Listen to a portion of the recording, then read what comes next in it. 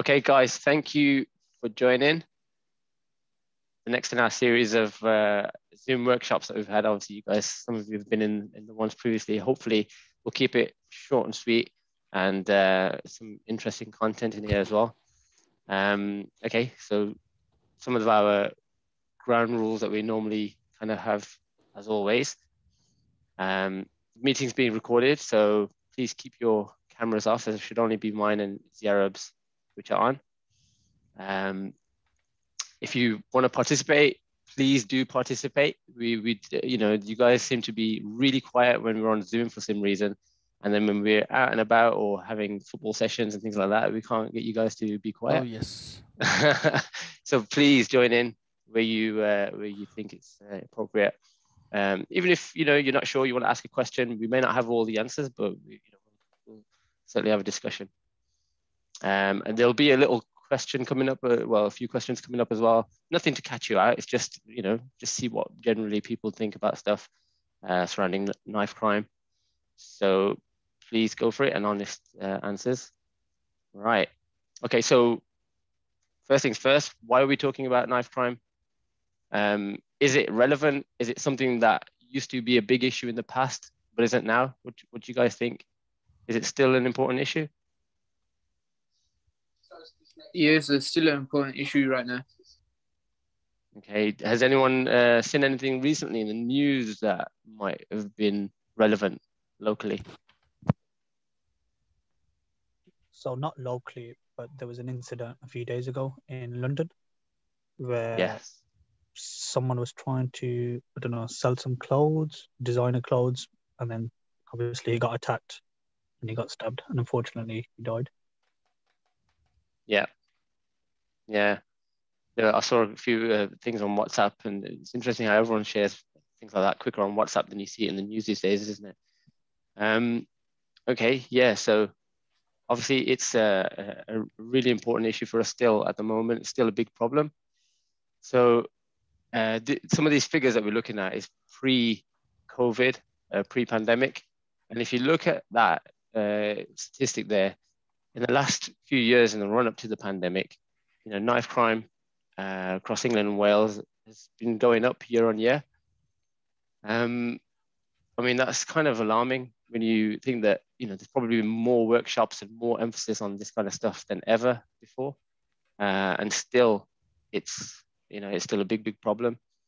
And then the second part to why we wanted to run a workshop on it is that for us locally, it's a massive issue still. Outside of London, we live in the most affected area in Britain. So even in the West Midlands, actually, we probably live in one of the highest affected areas in Alum Rock. And some of the examples that I'll put out a little bit later in the workshop, will highlight just a handful of examples that we've seen locally, literally a stone's throw from where I live and most of you guys live. And that was just, the tip of the iceberg. There was tons of stuff that I could have used as snippets from articles. So, it's really important to know about this kind of stuff.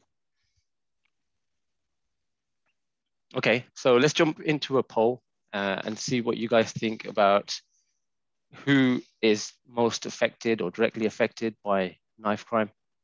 Okay, so keep it on your phone now. There should be a poll coming up in a second. It's just 2 or 3 simple questions. And then once you've answered them, we'll go through some of the answers.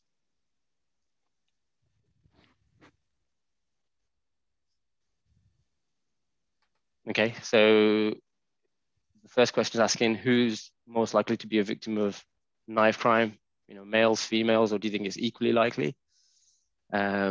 Which age group is most likely to be killed in a knife crime incident? And there's a last question there is asking that the West Midlands Police published some statistics showing the average amount of offences involving knife or sharp instruments in a week. It'd be interesting to see what people think, how many incidents of that West Midlands Police recorded. And then obviously, as always, that's just recorded statistics. There's probably lots of other stuff that happened that nobody reported or mentioned?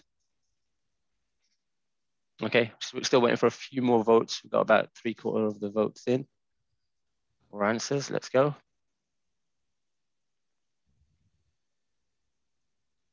Hopefully you guys can see all the questions there. Okay, just give it another few seconds and then we'll have a look at these answers. Okay.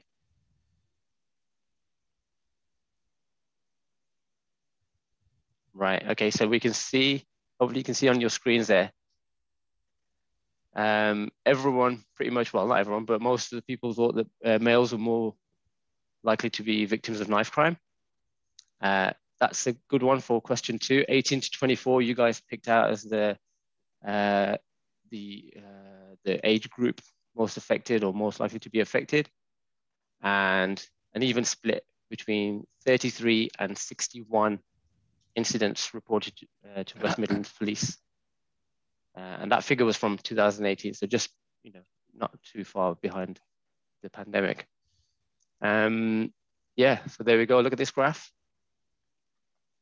Okay, so this is especially relevant to our audience, the guys who come to the academy, especially the older session, obviously, because you guys fall right into or are approaching the most high risk category, essentially.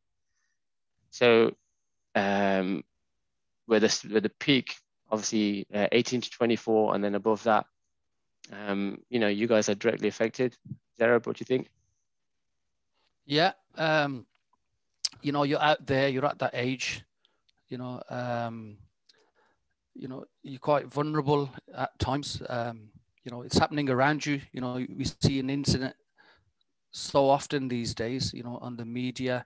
I'm sure there's people that you know who are like involved in incidences around knives and knife crime is, or, you know, and incidences that have happened locally. But there's always something going on, and I'm sure you all know a friend or two, or somebody in your school or college who, you know, who's been involved in knife incidences.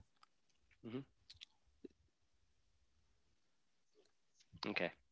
Anybody? Yeah, so really this is the main question, isn't it? Why are young people carrying knives? So let's get some participation from you guys. I think it's for protection. Okay, protection They think they're from... cool. They think that they're cool, like taking a knife everywhere to act big and stuff. Very good, okay. So we've got protection, cool, like they're trying to act cool. Anything else? This is a good one. Did you say drugs? Yep. Yeah, okay. So is that potentially it's linked to other crimes as well? This kind of thing, yeah? Yep. I think fear, you know, fearing, you know, being scared, and I think a lot of young people carry knives because of that. You know, a bit of security, or even to look cool, or, you know, just to show somebody. I know somebody who went to school and just showed everybody a knife that he had, just to kind of make friends and show people and try and be with the in crowd, and looking for attention and stuff. And obviously he picked it up from home or from an adult. So there's different reasons why young people carry knives. Okay. Do you think most of the time, guys, do you think people are intending to use the knife, or are they just taking it as a precaution when they're taking it out there? Precaution. Probably the precaution. Okay. Let's have a look. So some of the things that you guys mentioned are obviously protection seem to be a big one. Peer pressure. Someone mentioned drugs, but also gangs as well. Like if you're hanging about in a crowd that are probably going to likely to be getting into trouble, then, you know, you're probably expected to carry one maybe. Revenge attacks, and this is like a you know, spiraling circle of violence that we'll probably touch on a bit later as well. That you know, even people who are not directly affected or involved can get obviously involved in knife crime via sort of revenge attacks. Yeah. I think also for me, what I see is young people looking at music videos and lyrics to rapping or what have you, and then, you know, associating knives with that, and it kind of glorifies it. So it seems like it's a normal thing to do. So young people do kind of carry knives for that reason as well, not knowing the consequences. Yeah. Well, maybe someone they live with does knife crime and stuff, and they think it's right. Yeah, that's a good one. Yeah, so copying obviously people that are around them. Okay, so this next bit that's coming up, you know, obviously it was kind of interesting and a little bit shocking. So if you consider this, that 7 out of 10 young people who end up in A&E with a knife injury, it was their own knife that they were carrying that they got stabbed with. So if you think about it, I mean, you know, the reality is that a lot of these youngsters who are going out there and carrying a knife, they've never used it before. They don't really know what they're doing. Do you know what I mean? And there's just the bravado or trying to fit in that's causing them to take it out there. But in reality, you know, it takes a certain mindset to actually go out there and when push comes to shove to actually, you know, use it. And then the consequences of that is that it would probably end up getting used on you. So to mitigate that, you just don't take it out in the first place, right? Okay, that's going to be highlighted here. There's a little video, a couple of minutes long. If let's have a look at this. We'll have a quick chat after. Hopefully you can hear it. Okay, let me know if there's any issues with the sound.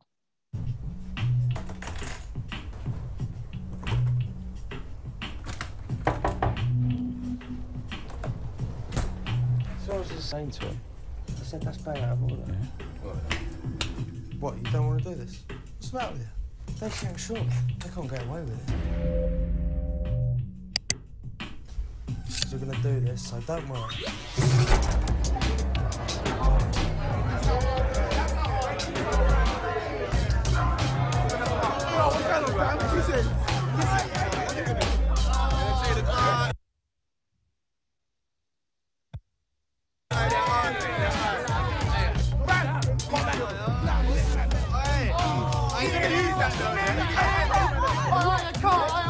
Hey, come to the house or what?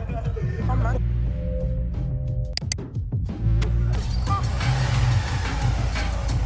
That's them! That's them! Look, look! Quick, quick, get out, get out, get out!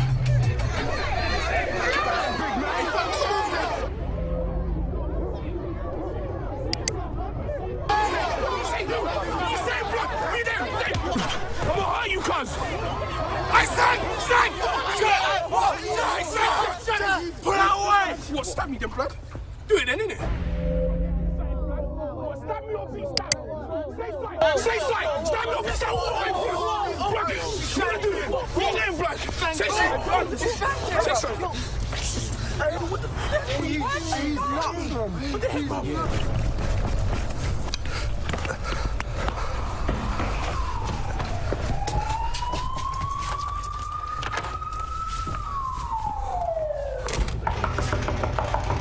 An officer's seen a young man entering this address. There he is.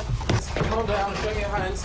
I'm arresting you on suspicion of murder. I believe the evidence against you is so strong that the police will charge you with murder.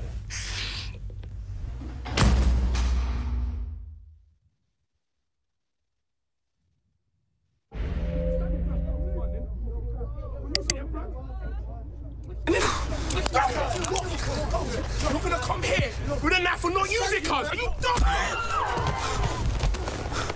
Search for Choose a Different Ending.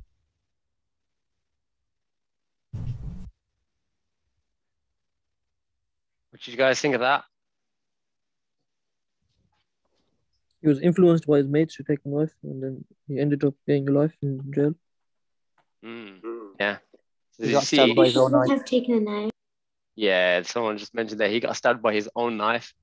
And this was in line with the statistic that we were just looking at a little while ago, yeah? That video or that little kind of interactive video that they had, it was actually released like 10 years ago. So the Metropolitan Police put that together and initially released it, I think, on YouTube and a couple other platforms. I was trying to look everywhere for it online. I couldn't. It doesn't seem to be active anymore. But it's like kind of 20 odd different endings depending on what you choose to do throughout that kind of day in the life of that guy. Sorry, Madge. So guys, you're all young, you're out there. Do you know of any incidences similar in your life that you've seen or heard of? Because I know quite a few over my lifetime, and we're not so young anymore, and we know how it goes. And it happens so fast and so easy, and young people can be influenced. For example, your so-called friend might say, "Oh, come on, you're scared. There's something wrong with you. Come on, let's go." All it takes is a couple of seconds to pick up a knife and just go along with the group or with the individual, and then you're involved, and it can lead to life-changing situations. So, I know you're all good guys. A lot of you come to the academy and stuff. But, can you kind of share your experiences locally of what you've ever seen or what you know of around this kind of situation? Does anybody know or heard of any fights, any stabbings? Because I know there's one by the petrol station a couple of weeks ago. Yeah. What happened there? The guy was getting chased by some of the guys and then he got stabbed. Okay. Were they young people? I think like 20, 19 maybe. Okay. So there's a lot of people who must have seen that incident, innit? Because it must have been on CCTV as well, been seen as though it was in a petrol station. So obviously that started somewhere, ended up with the stabbing. So does anybody know anybody who's been stabbed or anybody who carries a knife? Because I know a lot of young people must be carrying knives, Anybody? Because I know some people get angry and they pick up a weapon or a knife or something and do all the big talk, what they see on the music videos and on the films and stuff. But in reality, it's a very bad thing. Just to let you lot know, we're here today. It's different in the music videos and in the films. In reality, it can turn your life upside down and your families. Just to highlight a few recent incidents, local incidents that have happened. This is just in the last year or two. Obviously, things changed a little bit during the pandemic. People went out and about, even though there was still a lot of crime out there. But some of these articles here, and I could have picked like tons more locally that you guys will remember hearing about or have seen in the news. Or even know someone who was there or related to it. So this ties back to obviously the initial statistics that we were looking at, not just for the UK but for the West Midlands and our area where we live. Yeah. So it's right on your doorstep, and you could easily get caught up in a situation like that. I mean, the incident on the left where it says Zakir Nawaz stabbing, that was on Highfield Road. That's in the middle of Alum Rock, in the heart of Alum Rock, right close to all the takeaways you lot go to. The snooker hall next door over the road. I know some of you lot have been there too.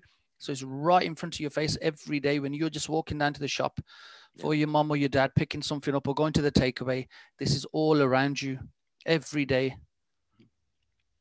Yeah. Terry Road is right. Sorry, Madge. Terry Road is right by where you play football. A stone's throw away, right next door to the school. Yeah, the one I was going to mention. Obviously, I think one of the kids mentioned the one from the petrol station. The one referred to in the bottom right corner, and that started just literally down the bottom of this road. It started there. They chased him up on Rock Road. So it is literally on our doorstep. Okay, so let's look at the a bit of foresight. How they say that hindsight is 20/20, right? But looking forward to a situation where you've got embroiled yourself in, either a gang or a situation where you've decided, the only way to deal with this is with a knife. Okay. And if that was to happen, what would be the consequences? What's the fallout of that? Let's hear what you guys think.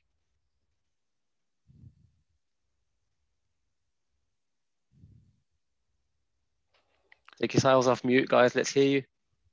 Going to jail. Okay. Yeah. Can you go to jail just for carrying a knife, or is it only if you use it, or if you injure someone? Both, all three. For possession as well. Okay. Even for threatening them, you might go to jail. Yep. If you fatally stab someone, you have to live with the consequences psychologically. Psychologically, yeah, 100%. You ruin the lives of people around you, like your parents and your brothers. Yeah, that's good. Guilt. Person you killed, their family. Yeah. There's always so a couple of points ago, someone just mentioned, obviously, your family or everyone else has to deal with that, right? And then the other side of that potentially is reprisals, or like we were talking about earlier, mentioned revenge attacks. There's people out there who potentially have the mentality where, well, they got one of ours, we've got to get one of theirs. And it could be someone who is oblivious, they're not even involved in the situation, they don't care, they're not involved. And it's very easy it's very easy to get involved, so if you've got a mate, who's going on like that, getting knives and saying, I'm going to stab so-and-so and I'm going to do this, you could be in the firing line when there's people out there who want to like take revenge and stuff, so you need to watch who you chill with. Okay, so some of the points that we've mentioned, and this is the thing, isn't it? Families end up suffering and they often have no clue that their kids are involved in this kind of stuff.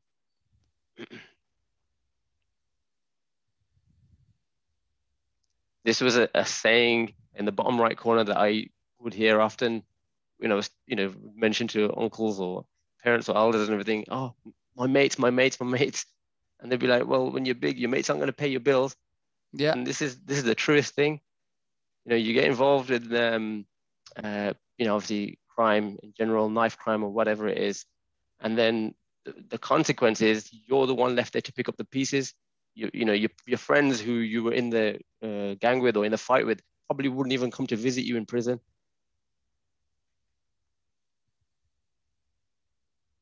So don't feel guilty for saying no or going your own way if you're in this position. Yeah. So I think one of you guys picked up the fact that just for carrying a knife as well, obviously there's a prison sentence linked to that. Obviously beyond that, threatening someone or going to the extreme and using it, then obviously exponentially the sentences are really, really harsh. We'll see that in the case study we're going to look at the end of the session in a minute. But 4 years in prison and an unlimited fine just for carrying a knife. And you might even be carrying it as a favor for someone, like, they're just doing something like, listen, hold on to this bag or whatever it is. I'll be back in a minute. You end up getting searched or whatever it is, right? You're in possession of a knife.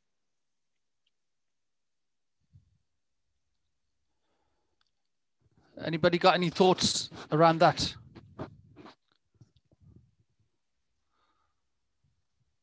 Has any one of you ever thought of carrying a knife for whatever reason?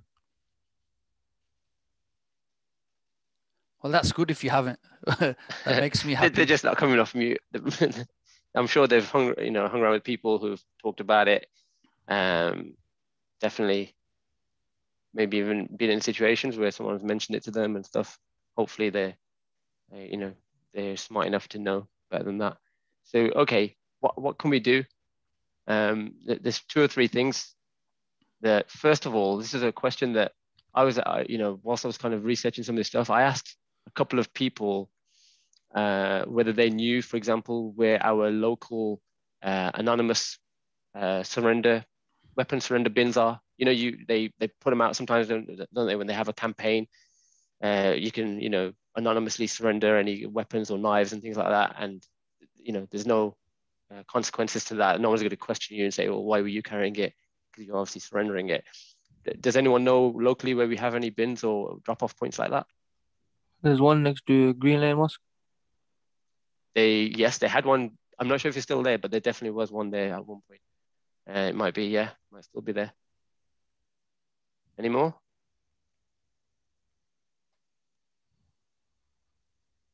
Okay. So there's a few locally, just up at the McDonald's, at the Gumgo Sharif Masjid, Aldi, Stratford Road, and there's probably a couple of others as well. But I think these ones are obviously sanctioned by West Midlands Police themselves. So yeah, this is a point to encourage someone, or if you know someone carries one, just tell them, look, man, there's a drop-off point over there. Just drop it off, no questions asked, rather than carrying it around, you know. Also, you know, you can have a conversation. You know, it could be your little cousin who's holding a knife thinking he's bad, or for whatever reason. You know, we've all got a duty, and, you know, it doesn't cost anything just to speak and, you know, just give a bit of advice and say, come on, why are you holding that for? Do you know what can happen? You can get in trouble, you know, somebody can die, you know, don't be stupid, you know, anything. It's good to say something, give some advice rather than, you know, I know some young people who want to be cool and say, yeah, that's all right, you know, and they use words like shank and, you know, we're going to do this and like all up like in the rap video kind of style. So, you know, always, you know, I'm sure you do anyway, which is good, but always say, you know, that's not the right thing to do. You know, have that conversation, give that advice, make somebody aware. If you're not sure, especially the little ones, you know, speak to somebody, school teacher, a cousin, or uncle, a sister, an auntie. You know, you could be saving a life potentially. You know, it might not be nothing at that time, but your conversation might save somebody from going to prison or save somebody's life. What if you try to tell them and then they stab you? Well, that's a bit of a difficult. Well, we don't recommend you go up to a stranger on the road with a big hoodie on and say, excuse me, don't, you know, don't go use your knife. But, you know, if you, a family member and stuff, you know, I'm sure they won't say anything to you. Or you tell an adult, but never put yourself in danger. And, you know, just need to be careful, really. Yeah, so we've got some of these other organizations that we've talked about in previous workshops. And these are obviously if your first point of call, which is someone in your family, an elder, parent, or even one of the coaches, if there's someone else that you want to speak to who you don't want to, you know, you just want someone anonymous that you want to be able to speak to, then there's a few organizations, Fearless in particular, the Crime Stoppers helpline, where, you know, you can, because there's a, you know, this kind of mentalities in there that, oh, I don't want to be seen as a snitch or whatever, all this kind of stuff, right? But obviously, you know, if you'd rather tell and save a life than, you know, have a reputation like that or whatever, it's not worth it. There was another resource that I found that I'd heard about in the past, never really taken the time to look it up. They're called the Ben Kinsella Trust, and they almost exclusively do work around knife crime, this kind of related sort of workshops and seminars, loads of material and statistics and all sorts on their website. Definitely worth a check out. You know, I'm sure you guys spend a lot of time on your social media.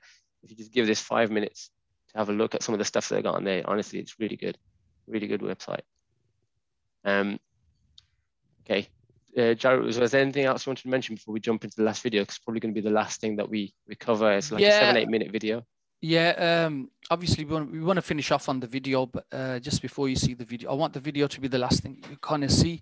But I'd just like to say, you know, like we started our football academy about 5, 6, 7 years ago, and some of you guys started playing football with us, and all those years you've been playing football with us, you've been on the right track into fitness, having fun and meeting your friends, you know, in a safe environment. You know, now you've turned 16 and 17. I know there's a few younger, but, you know, you're going to college and stuff, and hopefully you'll be going to uni and stuff. So, but that's like a true life example of, you know, you go down the right track, enjoy life, play sports, meet your friends, you know, you can still have fun. You know, it was very easy for you guys not to come to football and be involved on the streets in silly things, and probably you wouldn't be here today or attending the academy after COVID. Did you get what I mean? So it's what we do. And I know some of you are letting the young ones know, you know, this is the path, and they've started coming to the football academy and stuff and going down that track, which is very positive.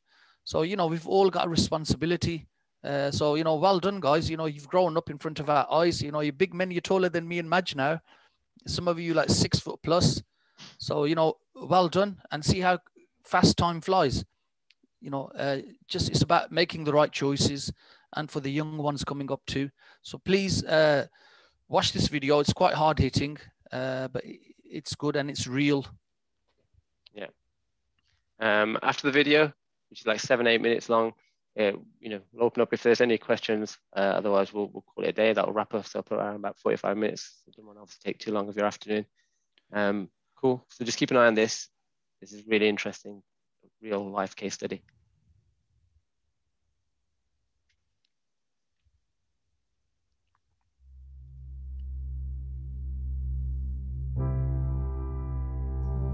When I went to school was actually, I would say it was quite nice, to be honest. I enjoyed it at the early stages, but later on, I didn't really like it as much. I think from a young age, I've always liked football. I enjoyed football. I've supported Liverpool since I first came to the country, really. Since then, and even now, till this day, I'm a big Liverpool supporter. From a young age, I was getting into fights and stuff like that, and I never really had anyone that I thought that I could rely on. So, especially from my school anyway, so I started associating with older people from my own culture as well. And around them, obviously, all of my family, they're absolutely beautiful people, every single one of them. It's like, because there's so many of us, it was hard to concentrate on just me, and I felt bored at times, and I felt like I needed something. So that's how I ended up hanging out with guys that were a lot older than me, and obviously they were into doing wrong things and stuff like that. I think the ultimate dream for me would have been playing for the club that I love, which is Liverpool, obviously.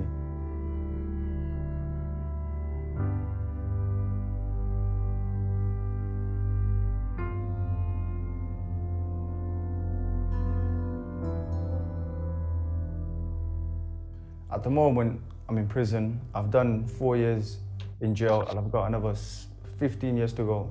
I will be, I'd say, I think 35 when I'm eligible for parole, but that does not necessarily guarantee that I will get out. So that's just the first chance for me to get out, but it won't mean that I will get out.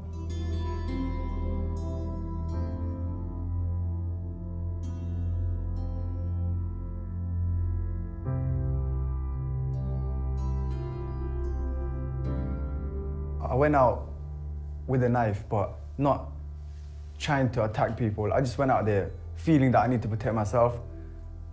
And obviously one thing leads to another, and you never ever think you're gonna kill someone, but obviously doing that could actually mean you end up killing someone. When you actually think about it, you don't need that knife. A lot of the times, I used to think I'm protecting myself, but what am I protecting myself from? That night, if I never took a life, it would have been a fist fight at most, and I would have got what? A bruised eye, or a bruised, he would have got a bruised eye or a bruised face. There's nothing, obviously, it's not nice having a fight, but it's better than ending up in jail with a life sentence or killing somebody. And you know what it is? It's not even just about me, it's about the person that lost his life as well. What about his family? The person that died, that was his mom's only child, and that child is not there anymore. He's gone, the mom doesn't have a child anymore. So obviously it's about them as well. And it's not nice because having to live with the feeling that I've taken a life, trust me, it's not nice, especially when you're in your cell, on your own, all night, and you got nothing else to do. You're gonna be thinking about these things and they come to haunt you. The knife is literally from the kitchen. I just picked it up from the kitchen drawer and took it out with me.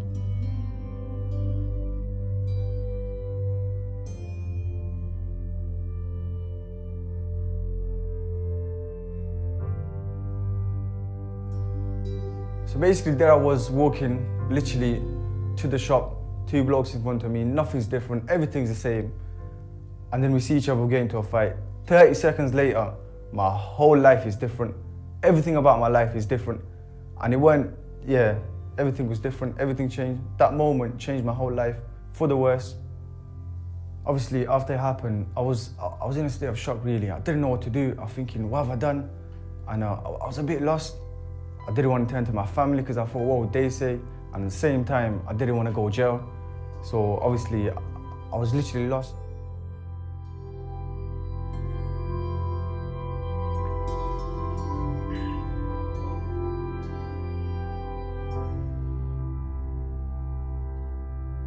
And there I was 15 years old, literally in Europe on my own, with nobody around me and nobody to help me. And I didn't know nobody in France, so I had to travel to Belgium to meet with someone. And it was obviously because I didn't speak that language as well. It was very difficult, and I felt scared, if I'm honest. I didn't know what I was doing, but somehow I ended up getting there.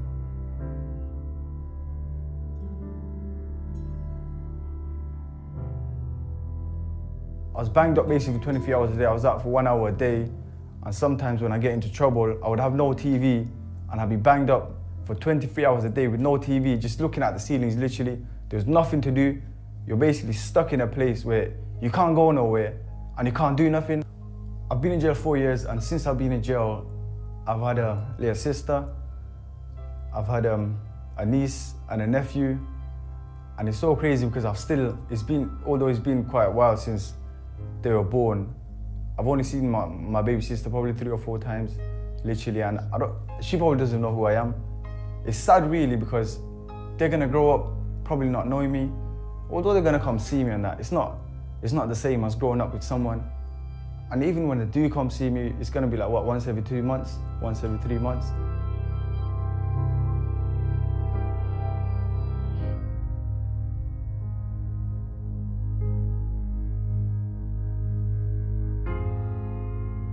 As a kid, I've always prioritized my friends over my family. So if my friends told me to do something, I'd go with them. And then if my parents told me not to do it, I wouldn't listen to them thinking, you know what, I know better than them. And it's so crazy because having been in jail and I've had a lot of time to think, I've realized that it's actually the friends that are dragging you in the wrong direction. We always think that, oh, our parents are wrong, they're telling us this, they're telling us that. Why they're telling us this? We know better than them. But it's actually the opposite. They're older, they know life, and we don't. And a lot of the times we make the mistake of thinking we know better than them. I used to do things for my friends and prioritize them over my family and that. And now, since I've been in jail, I've realized that your friends, they're not always gonna be there for you. It's always your family who will love you.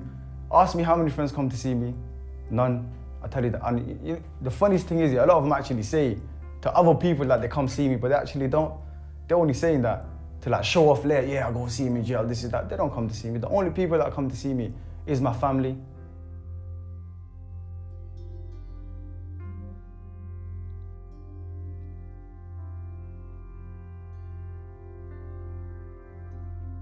If I could actually go back, I'd be a different person. I'd be that nerd in the class that people like me used to bully. I'd actually be that person, because that person is probably somebody now. He's probably got a job. He's probably keeping his parents happy. What can I do from jail? I can't have a job. I can't make my family happy. I can't make my siblings happy. There's nothing I could do because I'm in jail. So if I could go back, I'd actually be a good person. I'd stick to my education, do what my parents tell me to do. A man once told me, he said, oh, Saddam, what are you doing with your life, this, that. And I used to think, who's this clown telling me how to live my life? I know better than you. But now obviously being in jail and having a lot of time to think, I'm thinking, you know what, I was actually the clown, not him. It's so crazy because I'm talking to you now and you're probably thinking, who's this clown telling me how to live my life? Trust me, I was the same person that you were, and now look who's the clown. I didn't take a knife out that night to use it, but I did, and now I'm in jail for life. I've done it, it's hard, and I don't want you to do it.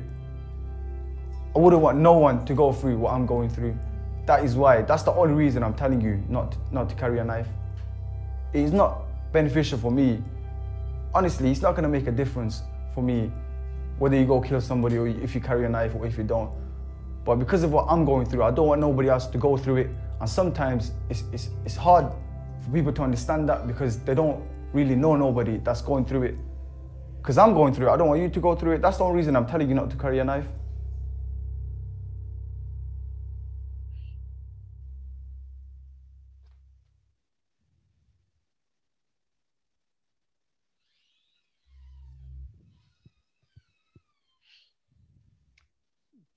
that I feel like is such a tough video to watch. Very you powerful. really put into someone's shoes. Yeah. Awesome. And that's real, and that's real talk. You can actually Out of interest, feel. had anyone seen that before? Has anyone come across that? Yeah. Yeah, it's probably one or two. I mean, the video's been seen already. Yeah, there was a. I mean, last on the knife crime, I think we used that same video. Is it? Yeah. Do you remember when we had it at? At the school? Yeah. Okay. Yeah, there's probably only a handful of kind of, West Midlands Police or Metropolitan Police Commission videos. There's probably other case studies and things out there, but yeah, I mean, it's put together well, and it kind of it touches on those elements that a lot of the youngsters are kind of going through, where you're at the stage where you think you know everything and you don't want to listen to elders, etc. But when you've really in that situation, you've got time to think about it, you realize you're wrong. No. Well, guys, what do you think about that video then? Those of you that are really quiet, what do you think? Is he talking a load of crap? Is he talking sense? What do you reckon? Talking fine. Do you think he's putting it on? Do you think it's an act, or did you feel that he's been quite honest and he's quite sad, and it means what do you think, guys? He's honest. Yeah, sincere. He's talking from his own experiences. Yeah, it shows how you can change so quickly from being a little boy into like football and stuff, and then as soon as you get dragged in, you like fall into the group and stuff. Do you think if he could do magic and he could go back in time, do you think it'd change anything? Yeah, he probably would, because now he knows that he was supposed to listen. Yeah, he's probably thinking about it every day, every night. If I could go back, like he said, for me, when he said, I'd love to be that nerd in the classroom, the one who used to do all his work and we used to pick on, and, somebody who's probably got a job now and stuff. That was very powerful. We have a lot of people, young people who are going around acting all hard and, into gang violence and, stuff like that. It's not right. And I think people can get influenced and get into gangs, just, trying to like be somebody or just don't want to say no. And, carrying weapons and mixing with the wrong circles can take you down many paths. It can take you down like gangs, prison, misery in your life. It can get you radicalized. It can get you into terrorism, violence. One thing leads to another. You've got to make the right choices, guys. And, like I'm sure the coaches will tell you as well, playing football, any kind of sports, occupy your time positively, be there for your family and stuff. And your education in your future is important rather than, this kind of stuff. So, I have to say I'm a lot, like I said earlier, a lot of you guys have been with us for a few years now, and you've turned into young men, and it makes us feel good that, you've been playing football, and taking part in sports and stuff and learning along the way. And it's you guys who are going to teach the young ones. Yeah. So we're all making a difference. Remember that. Yeah. Madge? Yeah. I think we'll wrap it up there. Like I said, the video is, the best thing to kind of end it on.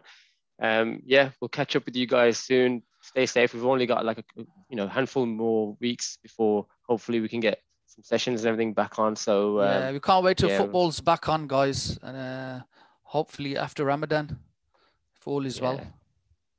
All good. So stay safe and see you soon. Thanks, guys. Take care. Thanks for joining. Matt, are you gonna stay on for? Yeah, I'll call you straight back. Okay. Cheers. Thank you, guys. Thank you. Bye, everyone.